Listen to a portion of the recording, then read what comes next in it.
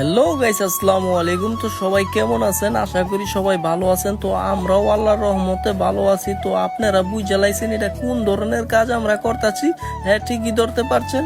তো এটা হইলো সমাজের সেবামূলক কাজ। তবে এই ধরনের কাজ করার সবার সামর্থ্য হয় না। তবে যাদের দিল মন মনে করেন যে বড়, তারাই মনে করেন যে একমাত্র এই ধরনের কাজ করতে পারে।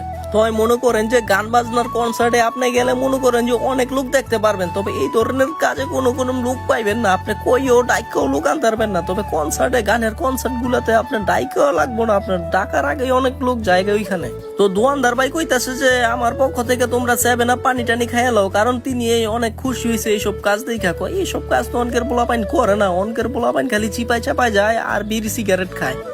তো দোয়ানদার বাইরে কইছি যে আপনি দোয়া করেন আমরা যাতে সবসময় এই ধরনের কাজে লাইগা থাকতে পারি। তো এই ধরনের কাজে এলাকার অনেক মানুষই প্রশংসা করছে, আবার কিছু মানুষ আসিল তারা টিটকারি করছে, কইছে সামনে কি নির্বাচন করবা নাকি, মেম্বার চেম্বার খারিবা নাকি, জন সচেতনমূলক কাজ ধরতেছ। তো কইলাম যে না, আমরা ওই রকম মনে করেন যে নির্বাচন করতাম না, তবে আমাকেও উদ্যোগ লইছি, আপনারা দোয়া করেন, আপনারা পাশে দেখেন সবসময় যাতে আমরা সচেতনমূলক কাজ কইরা যাইতে পারি।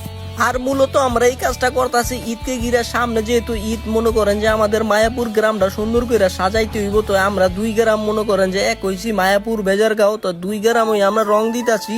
তো রং দিয়া মনে করেন যে এলাকাটা মনে করেন যে সাজাই রাখবো। আর গাছে মনে করেন যে আপাতত চুন দিতেছি, রাস্তায় মনে করেন যে কালারিং ও রং দিবো আমরা। এখন যারা দেখতেছেন কাছে রং দিতেছে, আসলে উনি কিন্তু এই অর্থদাতা, মনে করেন যে ওনার একটা সংগঠন আছে হিলফুল ফুজুল নামে। তো এই সংগঠনের পক্ষ থেকেই মনে করেন যে মূলত এই রংটা দেওয়া।